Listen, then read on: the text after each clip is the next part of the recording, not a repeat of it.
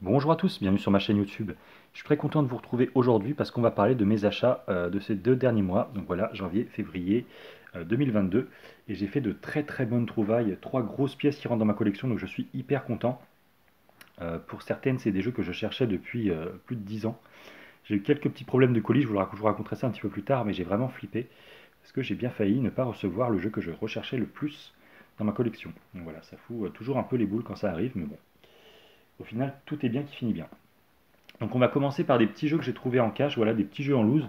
On va commencer par un peu de Game Boy avec le Castle Quest, voilà, un petit jeu Hudson Soft qui était à 1,99 €. Je me suis dit pour le prix, allez, pourquoi pas, je me laisse tenter, ça a l'air sympa au niveau de l'étiquette. Et en fait, absolument pas. Voilà, j'ai été hyper déçu par le jeu. C'est un mélange entre jeu d'échecs et tactical RPG, c'est un peu l'ancêtre du tactical, je pense. C'est vraiment pas top, hein. J'ai joué 5 minutes, c'est ennuyeux, il se passe rien. C'est pas un bon jeu, voilà. Si vous connaissez pas, ne l'achetez pas. Bon, moi pour 1,99 € c'est toujours cool, voilà, mais bon, après, c'est pas un jeu auquel je vais jouer, quoi. Un jeu bien plus sympa, le Counter Punch, voilà, sur Game Boy Advance, un peu un Punch-Out like. Pas hyper commun en boîte, donc voilà, je me suis trouvé en loose pour 3 € je crois. Donc bon, ça mangeait pas de pain, je me le suis pris, je l'ai pas encore testé. J'ai bien fait attention que les cartouches étaient originales parce qu'il y a beaucoup de copies sur Game Boy Advance malheureusement. Il faut bien faire attention, mais celui-là c'est un original et ça a l'air sympa. Voilà, de ce que j'ai vu en tout cas, ça a l'air pas mal.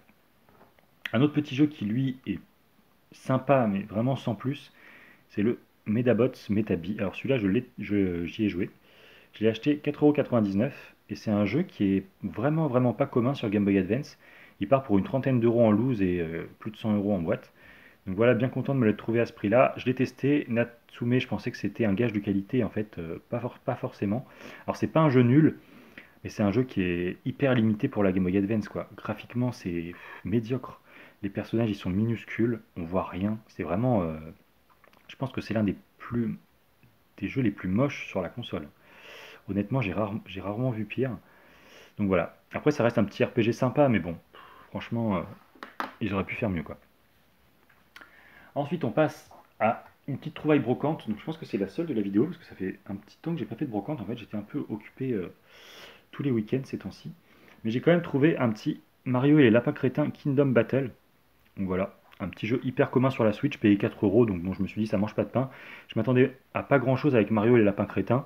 Et en fait, c'est un jeu hyper intéressant. Voilà, un jeu de stratégie tactical.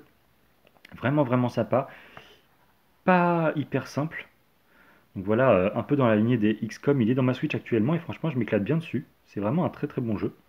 Je vais le finir et je vais sûrement prendre la suite d'ailleurs, Mario et le Lapin Crétin qui sort cette année. C'est une très bonne surprise pour moi. Et j'imagine en fait pourquoi il est autant revendu, c'est parce à mon avis c'est des enfants qui ont vu Mario et le Lapin Crétin sur la jaquette qui ont voulu l'acheter. Et en fait quand tu t'attends à un petit jeu de plateforme sympa et que tu te retrouves avec un tactical RPG hyper hardcore, notamment sur la fin, ça peut faire peur. Donc je comprends pourquoi il a été revendu en si grand nombre parce que c'est pas forcément à quoi on s'attend quand on voit la jaquette. En tout cas, moi je suis hyper content parce que c'est vraiment une très bonne surprise. Voilà. Ensuite, on va passer à un petit colis Limited Run, voilà que j'ai reçu il n'y a pas très longtemps, issu des Blowout Sales. Donc les Blowout Sales, en fait, c'est des, on va dire, c'est Limited Run qui sortent un petit restock en fait des jeux sortis au cours de l'année.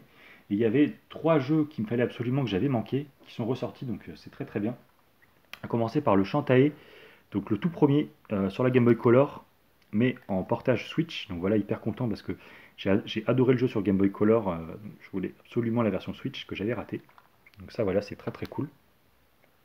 Un autre Shantae, cette fois-ci le Risky's Revenge, que j'avais déjà sur PS4, mais je ne l'avais pas fait parce que je préfère y jouer en portable.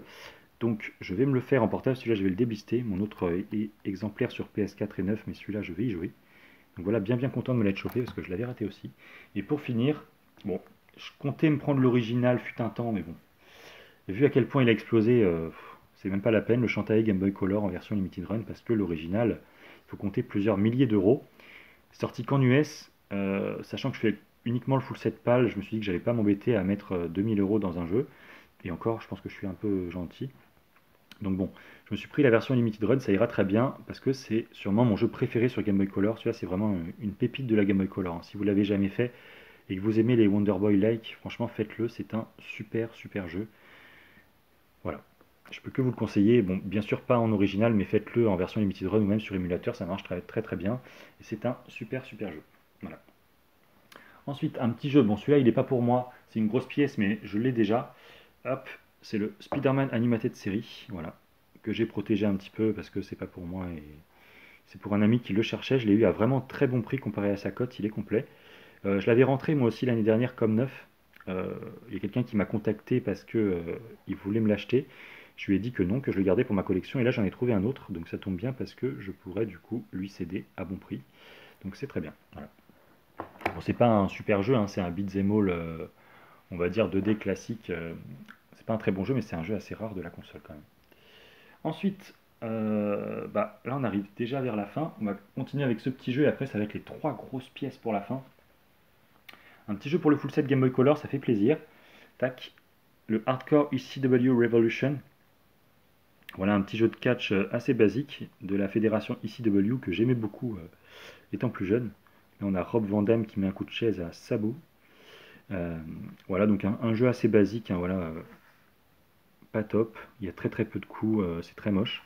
Mais bon, c'est un jeu qui n'est pas hyper commun sur Game Boy Color. On le voit souvent sur Dreamcast et sur PS1, mais sur Game Boy Color, je le vois pas souvent.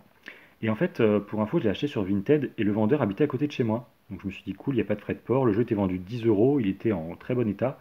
Je me suis dit, allez, je le prends. Et en fait, j'arrive donc du coup sur le lieu du rendez-vous et le vendeur le sort de sa poche. Je me suis dit, putain, j'étais un peu dégoûté. Parce que bon, la boîte du coup bien sûr a été un peu écrasée.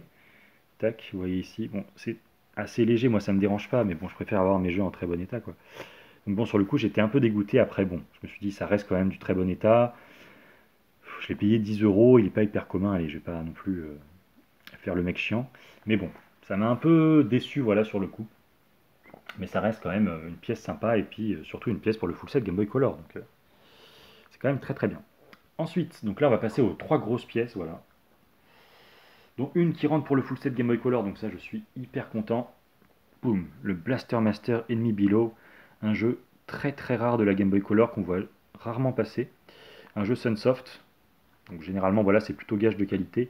Moi j'ai adoré Blaster Master sur NES, un super jeu. J'étais un petit peu déçu quand même par la version Game Boy Color.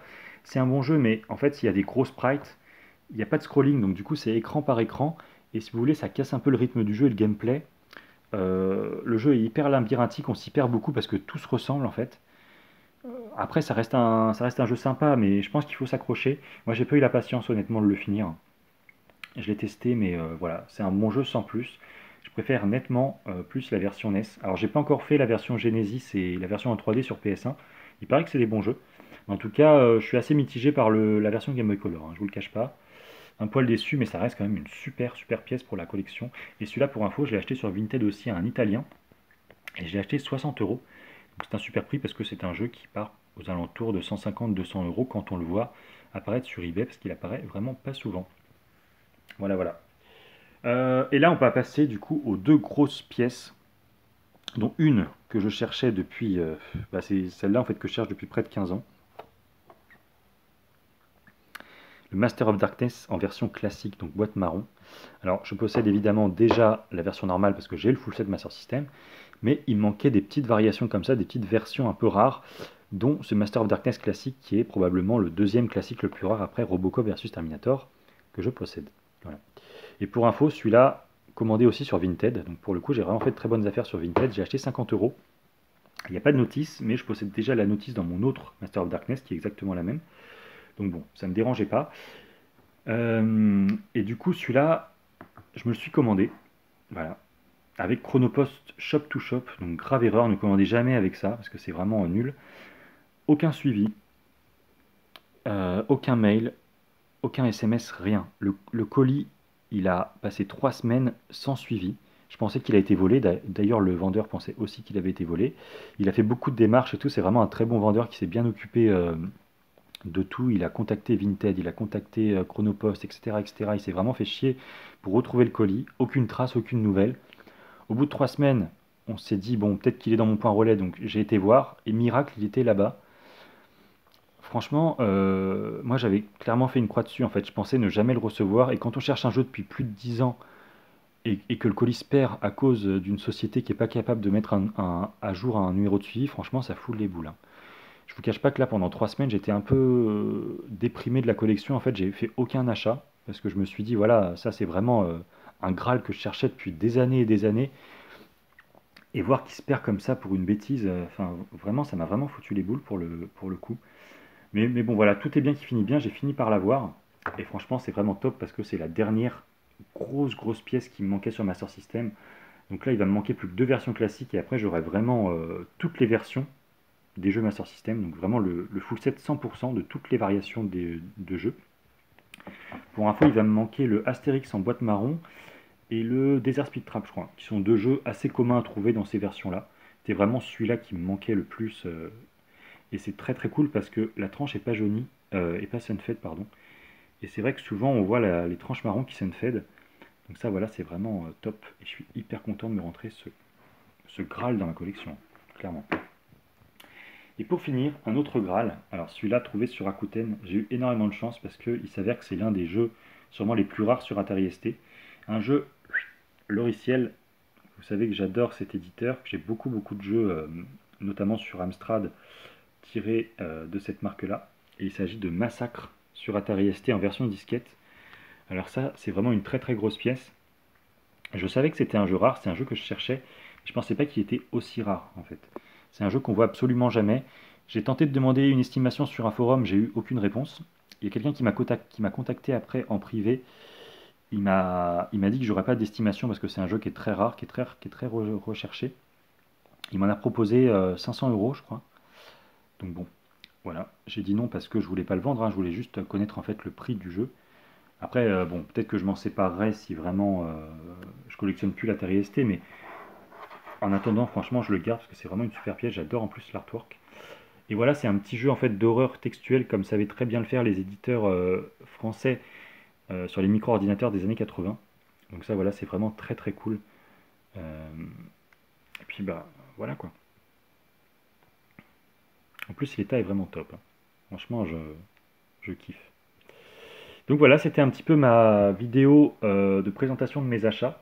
Donc là, avec les trois grosses pièces ici, là, vraiment, un mois vraiment hyper fourni pour la collection. Je suis très content.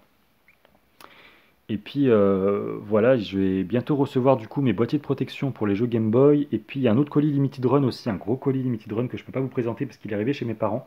C'est un jeu que j'avais commandé depuis très longtemps. Un colis, pardon, que j'avais commandé depuis très longtemps, donc j'avais pas encore changé l'adresse.